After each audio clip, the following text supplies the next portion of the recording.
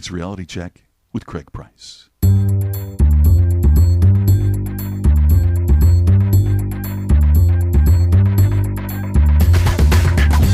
I'm an idiot. 4 minutes in and I'm already wrong. I'm like a monkey. Hello, look at me. Craig, shut up. Hey, I need you guys to do these things.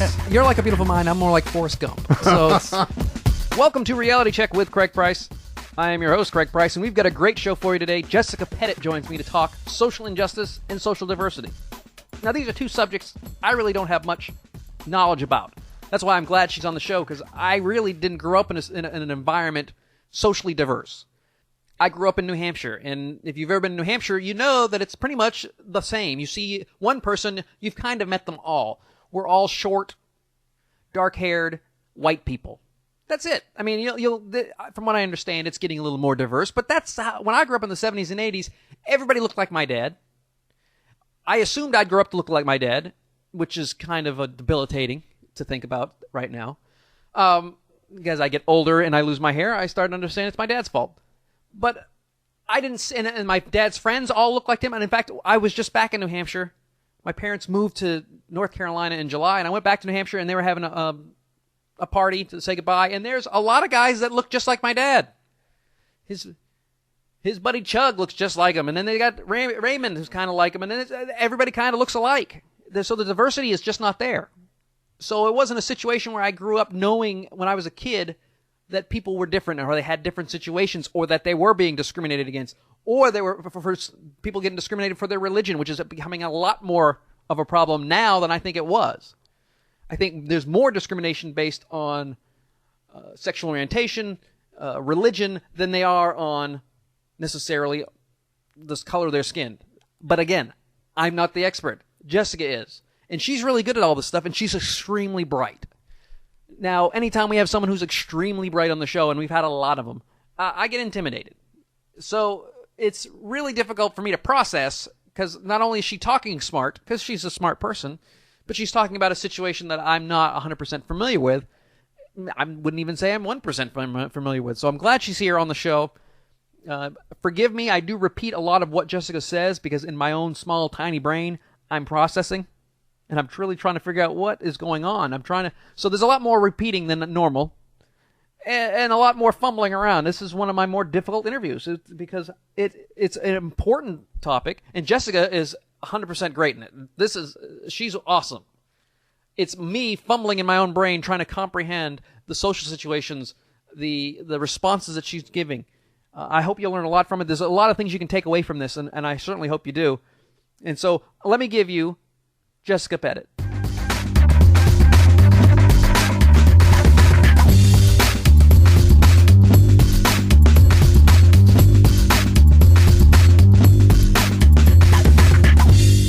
Someone came up to you and thought you were geek enough to go to Comic-Con, which is either a huge compliment or a huge insult, depending on what you believe about comic books and geekery. Well, yes, and I took it as a compliment because I identified at the time as a dork. But while attending Comic-Con, I learned the difference between a geek, a nerd, and a dork, and I'm now honored to be amongst the geekdom. Geek is the highest form, correct? Right, yeah, because you have an intense knowledge of different things, and you have some kind of energy or compassion for the universe, as well as social skills. A modicum of social skills. They don't have to be, they're not like, you're not going to be seeing them. Generally, by definition, as explained to me at Comic-Con, is that you actually have functional social skills. And I'm sure they said functional social skills. They did, which is what separates you from a dork and a nerd. And a regular person would just say social skills. Right. Like functional. Right. And dorks are the lowest form of... I didn't know if there was a hierarchy between nerd and dork other than the ability to have regular hygiene habits. Okay. And I think dorks have more of a hygiene habit than nerds possibly less, and then both have no social skills, according to the geeks. And I always assumed a dork was a worst case scenario because it just sounds like a bad word. Not like a It's actually word. A noun for a whale's penis. Yes, that's right. That's why would you and a nerd doesn't, that's a candy. It's true. So what would you rather be called, a whale's penis or candy? I would go with geek. Yeah, exactly. I'd rather be called, geek is good to go. So, and you were invited to do that to host the panel, which I find incredibly exciting because as a geek too who likes comics and movies, I would have loved to have been there.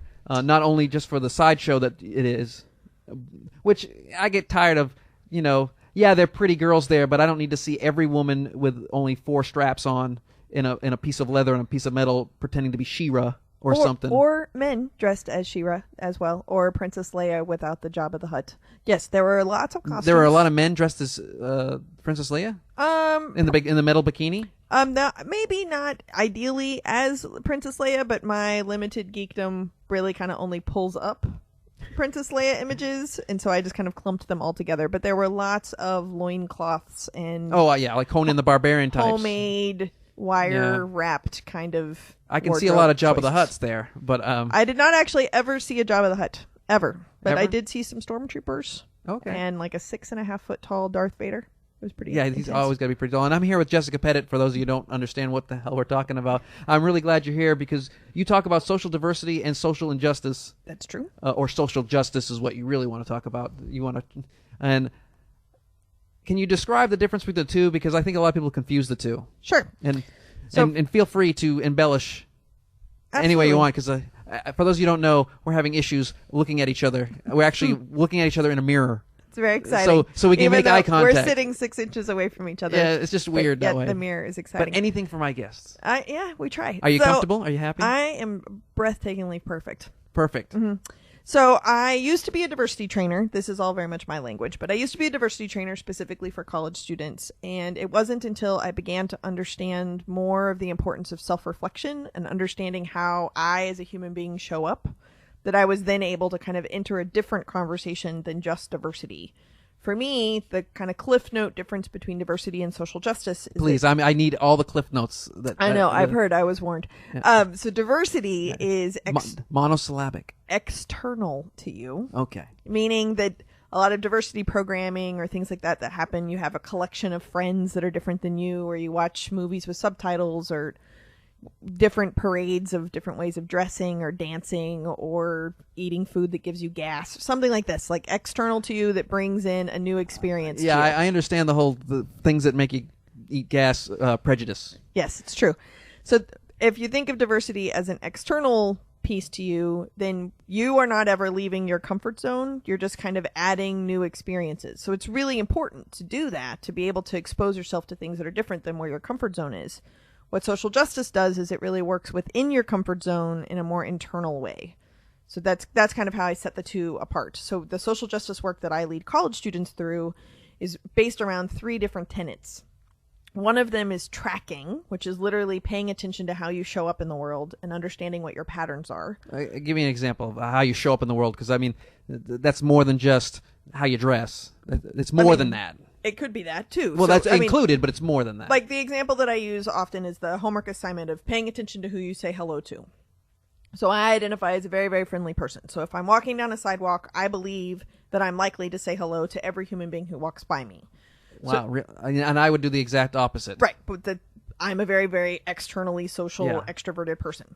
So what's interesting is that the more I began to understand about my own biases and judgments and assumptions and things like this, I decided to test, as I walk down the sidewalk, who is it that I say hello to and who is it that I don't say hello to? And I had all these judgments and assumptions of how I'm going to be an asshole and I'm going to not say hello to certain people, or I'm definitely going to say hello to certain people. And some people kind of take this overboard and then overly say hello to people just so that they can prove that they're not an asshole. And that's really an asshole thing to do. Anyway, so while I was doing this activity, what I realized is that I do, in fact, say hello to almost every single person I walk by in an annoying fashion. Probably. I mean, living in Brooklyn, it did not go over well, but I'm a really friendly person. So yeah, I can only imagine, because I lived in New York City, too, and though I wasn't the person who looked down, I didn't care that I looked up and people thought I was a tourist. I lived there for several years, and I always walked looking at the top of the buildings going, wow, this is awesome. They're cool looking. Right. But I never said hello to anybody. Right. So I did say thank you, though, a lot. I say hello to everyone, and when I first moved into my apartment in Brooklyn, I made all the people who lived in my building pie to apologize for how loud I was putting my furniture together, and you would have thought I handed them bombs. So you got some freaking pie here. Right, what are you doing? What the hell is this? I'm like, it's pie, you eat it. Anyway, so what kind of pie? I thought Cool Whip, because I'm from the South. Cool Whip pie? Cool Whip pie. Oh. So I noticed that I would say hello to almost everyone, but the main people that I didn't say hello to were what ended up being 40-year-old, white, muscle-bound, specifically upper body muscles, white men.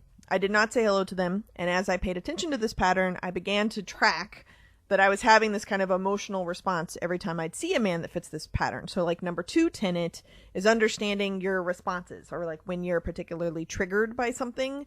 So you have a positive or negative emotional response that has nothing to do with what's actually happening. You just right. like, You just meet have them and immediately hate them. Right. In So this case, when I'm talking to my college audiences, I mention like tracking your behaviors and then understanding the patterns, and then find out what some of these patterns are that you may not even realize are happening.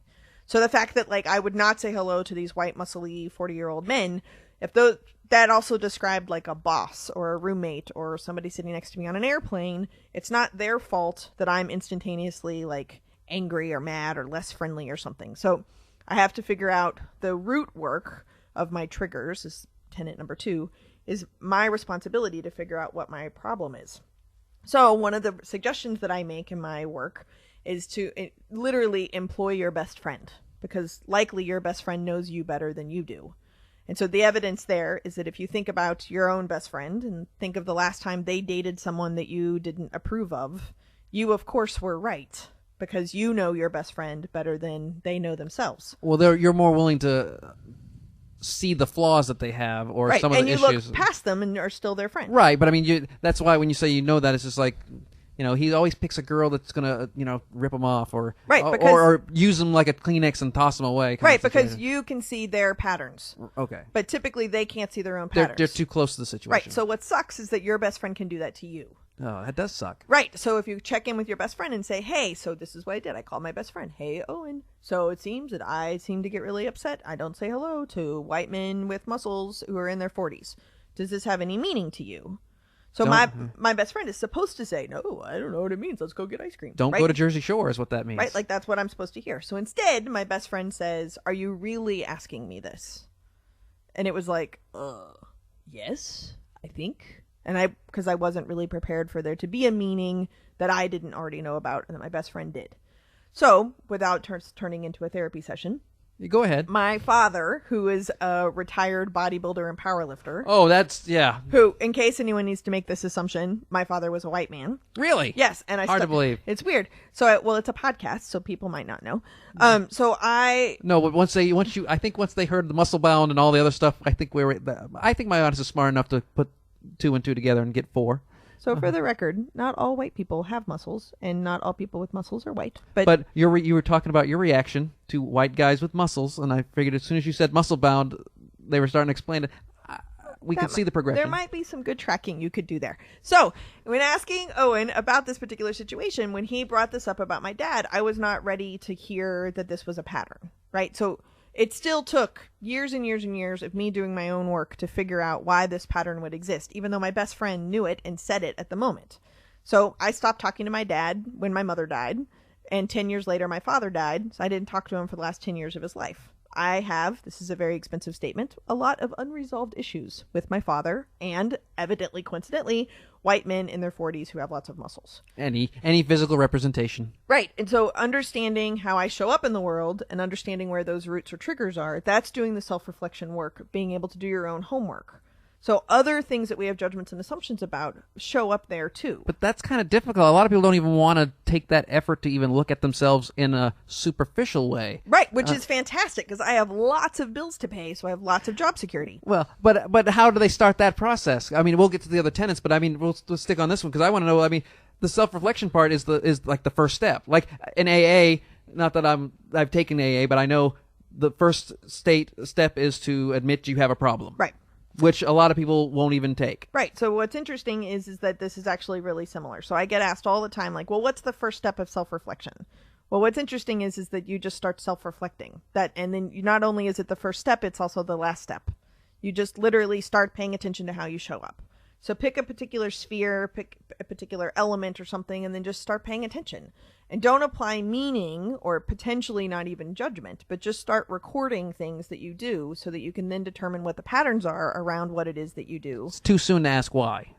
Why is because you don't even... No. I'm talking about when you're doing self-reflection, Yeah. It's too soon to ask why. You just look, just watch. Just say, sure. I always do this, and don't try to answer, Right, ask but, why. I mean, we're typically cultural to be really inquisitive, so we're going to want to know why, but the truth is that we don't know ourselves. And so, like, even if we're talking about being authentic and showing up and, like, being able to influence other people, how can we be authentic if we have no clue who we are? And we don't know who we are. And a lot of us spend a lot of time looking for external bits and pieces to make us be somebody. But the truth is that, this is going back to my grandmother, is that be yourself, because everybody else is already taken. But we don't actually know who we are because we haven't actually paid attention to know how it is we show up. So luckily, we're surrounded by friends and other people who could tell us a lot about ourselves. We would just have to be open to that. And we got to tap into that. And right. So which, that's actually the third and last tenet, is listen.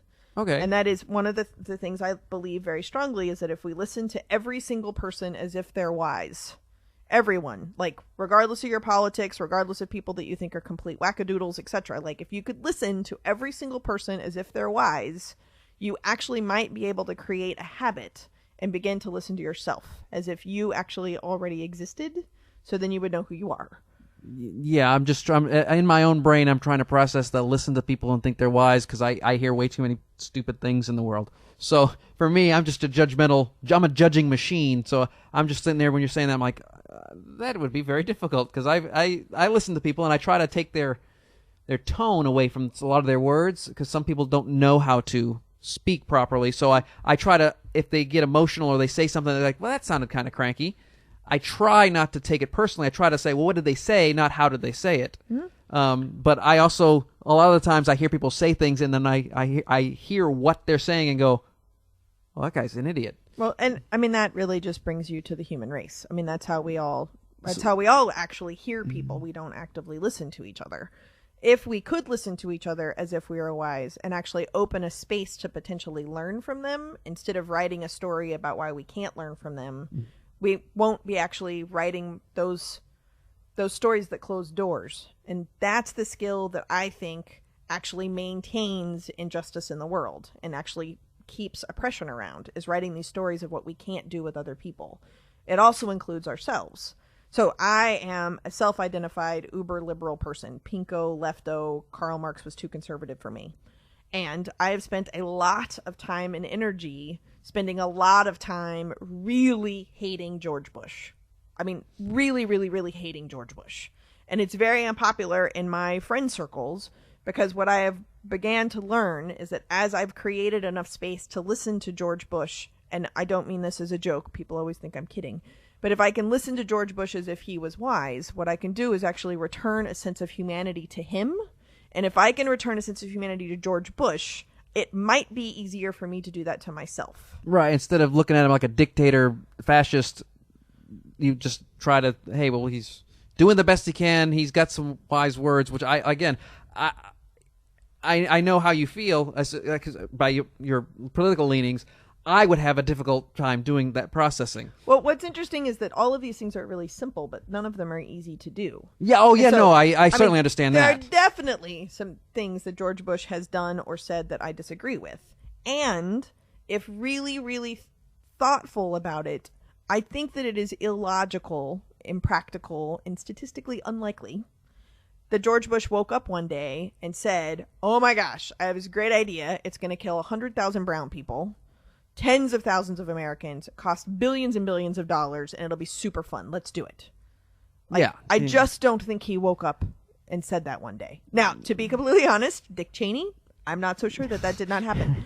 But George Bush. Well, he did shoot a guy in the face, and the guy apologized. He also doesn't have a pulse. That's creepy. But I mean, he literally shot a man in the face, and the guy came out of the hospital and said, well, I would like to apologize to the vice president for him shooting me in the face. Right. That's power. We are not the droids you are looking for. I am a geek. Right. So I think that it's important to be able to return that space. In my work around social justice and doing self-reflection is that if you can return space of humanity to a George Bush, if you can return space of humanity back to yourself or Martin Luther King or Gandhi or Mother Teresa or Rosa Parks or whoever, and realize that all of these people are ultimately, including yourself, are ultimately doing the best you can with what you have, then you are actually having an authentic life. And you bring up Martin Luther King and Gandhi and things like that, because you like to show that there are not these deified people that we always make our heroes out to be bigger. Especially as time goes on, George Washington turns out to be this vast hero who did all these things, but he didn't ever want a battle. until the last one. So we make him like this big war hero who's great and founded our country, but he didn't really win a lot of battles. Where like Martin Luther, and we humanize them. You're saying to humanize them so you can relate to them easier, right? Or realize that they were just people, like Martin Luther King. Oftentimes, like people will say, like, "Well, I'm no Martin Luther King. I mean, I'm just little old me." Well, Martin Luther King was a little old me too, and as much as I've studied through history or college, et cetera, like I separated myself from these people and looked up to them as role models. And I'm not at all trying to discount the work that they did. Right. And I'm not going to argue that if they weren't assassinated, they wouldn't have, they would have finished or something. But my point is that they were regular citizens, regular community members who did work. They didn't do a perfect job. They weren't perfect people. They weren't above a human. They literally did the best they could with what they had. And people before them and people after them have continued that same work. So whether it was Martin Luther King's alcoholism or the fact that he really was not a very charismatic person, he was a womanizer, he was really homophobic, he silenced a lot of voices that could have done more work, and in his own words said that he was myopic in view, and it wasn't until his work began to around a living wage instead of black equality that I believe his work actually got threatening enough that that's why he was assassinated. In his own language, he supports that, is that he focused just on one particular piece of an agenda and didn't collaborate with other people out of his own ego. Well, name one person who doesn't have an ego, right? So no, nobody. George Bush, Dick Cheney, Martin Luther King, Jessica Pettitt, all these people have egos. Mother Teresa doubted her faith in God and was really apathetic. Well, after years and years and years and years of doing the kind of work that she did, don't you think it's possible that one morning she woke up and was like, WTF, you are still hungry? Yeah. I have been doing this crap for a really long time. I am going to hit snooze. Yeah, and also, if with all this horrible stuff that she had to deal with, is there a God that would allow, especially all the stuff that she would have seen on a daily basis, not just once like a disaster? Oh, why, well, God's trying to test people, but every single day for the life of the whole thing. I know, it gets to a situation where you do have to show that they are human, not that they didn't do good things, but that if they can do stuff like that, anybody too. Anybody could. Like, I mean, it's okay on Facebook for things to be complicated, but when we look at our heroes, we write very, very, very simple, simplified stories about who they were as people and how they came about doing their work. And it's just not true. What it does is that it creates a space for us to not have to claim our responsibility to continue the work. So all that I do is in my social justice work on college campuses is help encourage people to understand that what they have now are the best tools they have to claim their own sense of responsibility.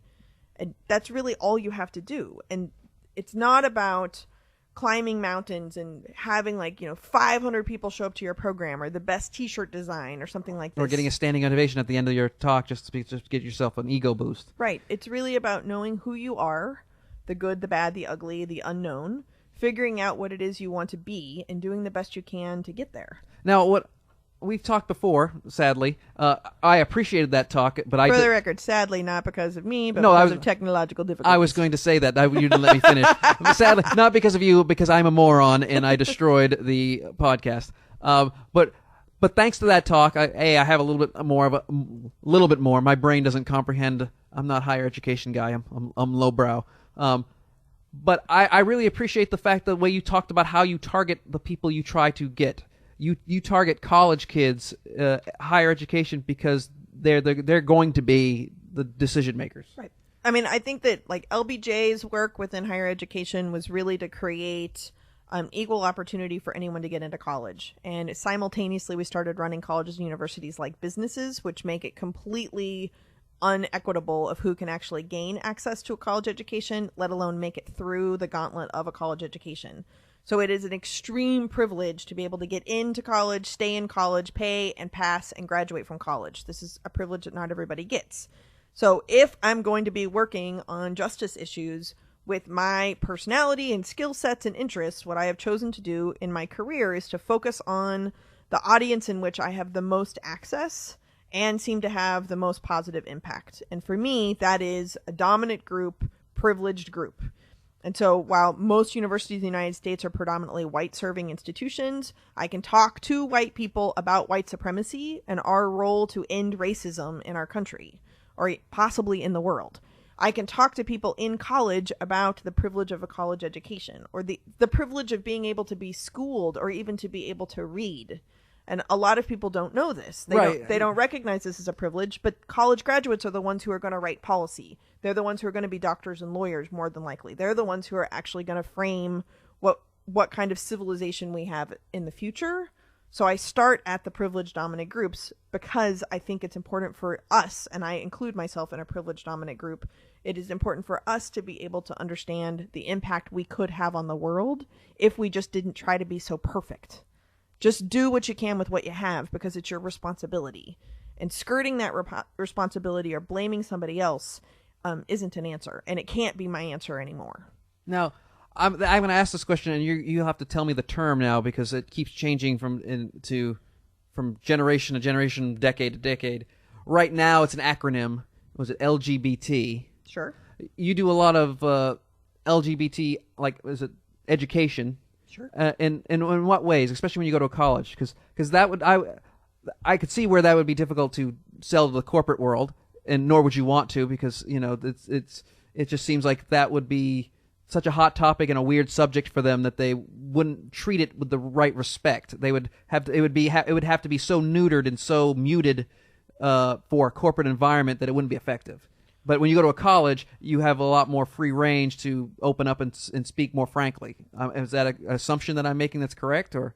I don't do any corporate work. Okay. So a part of me is like, I don't know. Yeah. You can keep all the corporate stuff. I have no Okay. interest in corporate work. But with that said, like the Human Rights Campaign and Out for Work and some other organizations specifically target Fortune 500 companies or small businesses, etc., around LGBT non-discrimination.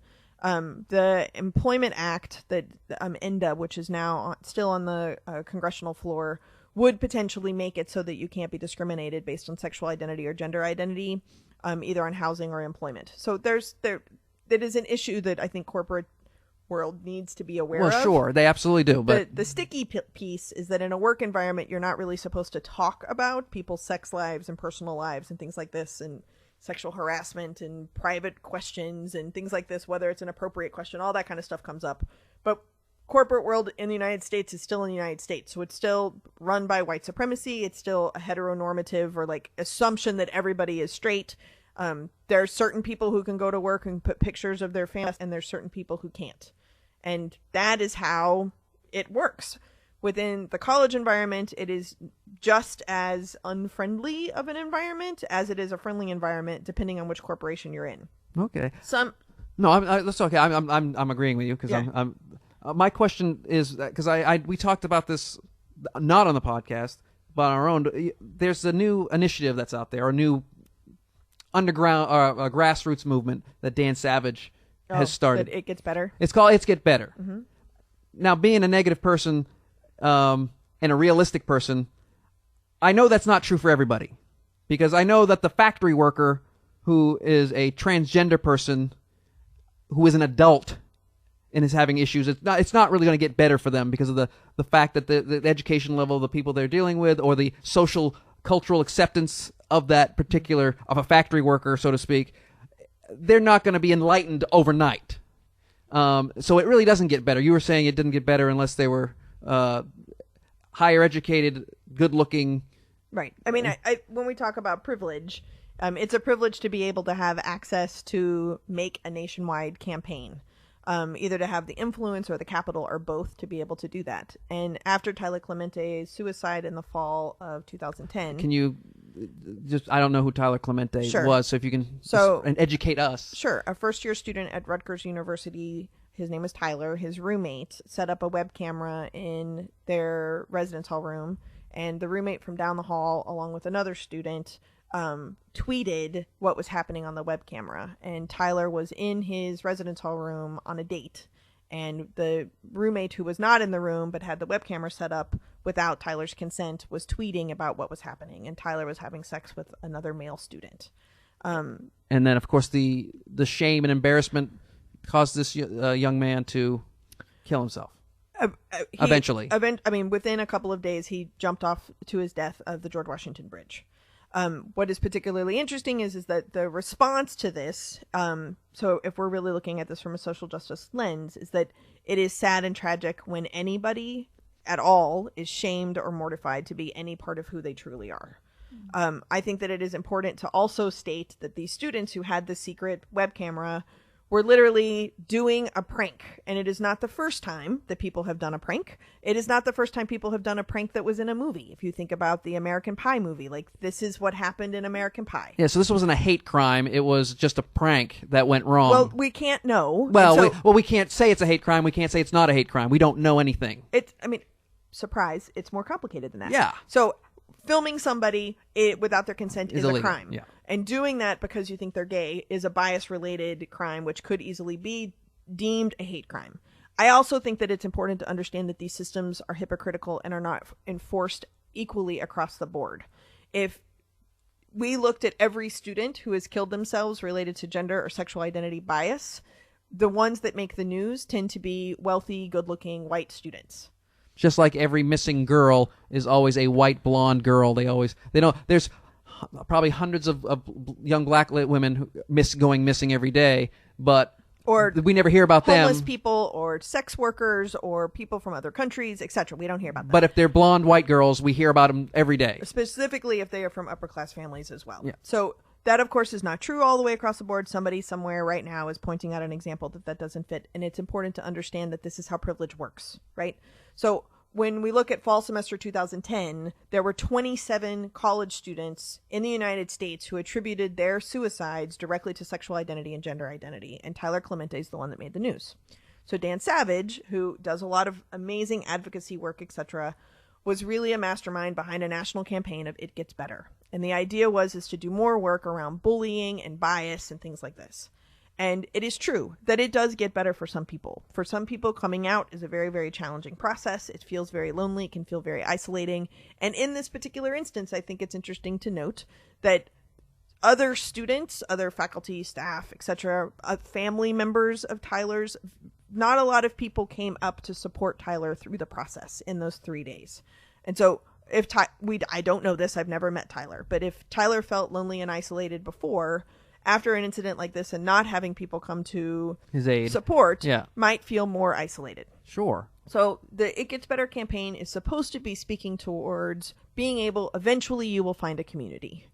And the truth of the matter, which goes to kind of how you introduced this particular section, is that some people never will find a community because the way that our communities work, we ostracize or marginalize certain people. Especially if we don't understand or get right. or Their fear. Identities are more complicated. There's intersections of different things going on, whether we're talking about class or education or access to language or how attractive they are. If we're talking about a trans person, whether or not they can pass within a gender binary system, and that after transitioning from their birth sex to their chosen identity, gender identity, whether that is successfully perceived by other people on a regular basis, all of these things directly impact their ability to feel supported and embraced by a given community. And unfortunately, the validation of our own identities are dependent on other people. So my challenge to Dan Savage's It Gets Better is that not everyone has that luxury. And so in some ways it's irresponsible, I think, to just say, oh, no, it's going to be fine. It's very similar that within the LGBT community, when older LGBT members say it was so much harder when I was a kid, it's so much easier now. And when we talk about any kind of oppression or any kind of pain that anybody has gone through, I think it's really important to understand that pain is pain. Right. And it doesn't matter how much, if you had your pain 50 years ago or 20 years ago or 10 years ago, isn't any less or more than anybody's pain today. Pain is pain. Right. And you can't measure it in cupfuls. And I think that it's probably the most important thing to understand in being an ally or an advocate to someone who is sharing a story with you is that, first of all, if they're sharing it with you, they obviously trust you. And two, if they are sharing that with you, it's important for you not to one-up or over-exaggerate the pain that they've been in, and just recognize that this is a pain. This is a gift of authenticity that someone is sharing with you because they trust you. And you may also be able to empathize or identify with some pain in your life. And our job, I believe, within social justice is to acknowledge that we all have very different lived experiences that survive a number of painful processes. Some of us come out of that process happy. Some of us come out of that process not happy and not feeling supported. Ultimately, what I believe my job is to help people love other people. Whether that means like marriage equality or full representation of people's complicated relationships, or just literally being able to feel confident enough in themselves to do the best they can with what they have so that they can support other people, that is actually dismantling oppression. That's why I go to work every day. Well, I really appreciate you being here. I feel that what you do is something quite noble, and I think more people should do it, or at least listen to people like yourself. Education is the key. I always find it when they kind of, in this America, we try to, they make it sound like education's a bad thing, in that, I'd rather have someone I can, I don't want to have the smart elite people. I want the dumb people I can have a beer with. Well, I'd like to have a smart person I can have a beer with. I want someone who's tolerant, who is accepting of other people, and I really appreciate that you're out there, sounds like on the front lines, which is great, doing that. Where can people find you if they want to learn more? Because we just barely scratched the surface on a bunch of stuff. Sure. So we were joking earlier that I do not necessarily do the Twitter. I am on Facebook. She is on the book face, as my mother says. On the Facebook, that is true. My website is www.iamsocialjustice.com. I have a monthly newsletter called Another Isolated Incident. I also have a free monthly conference call where we can have conversations about current events or things going on in callers' lives related around different social justice topics. That's called a Go There conference call. And anything I can do to help anybody, I'm happy to. Well, thank you, Craig, for this opportunity. Well, I appreciate you coming back a second time. Hopefully I didn't screw this one up. If I did, I will, I will feel horribly guilty, and then I will have to hunt you down in California or wherever you are, in whatever college you are, and make it up to you. But I think we did a good job today. Excellent. Hopefully somebody learned something, because it doesn't matter what political party you are, what your I personally don't care what your religion is, and I think we need to be more tolerant of everything. Even if they have crazy ideas, as long as they don't harm other people, let them have their crazy ideas as long as it's not harmful. Even if they're great ideas, that I think we need to be a lot more tolerant in the world, and it seems like we're going in the other direction. So I'm glad there are warriors like you out there trying to do your best to help the stupid people like me become better. Thank you very much. Thank you. Well, that's another reality check in the books, and I want to thank my guest Jessica Pettitt for joining me, not once but twice. We're gaining audience each week. We're getting more and more people. I really appreciate everyone who's listening. You can always find us on iTunes. You can go to realitycheckpodcast.com, and there's links to the iTunes, the RSS feed, the Facebook page. If you like us on Facebook, you will be able to get the podcast every Tuesday directly on your feed. You don't have to go anywhere else. See you next week.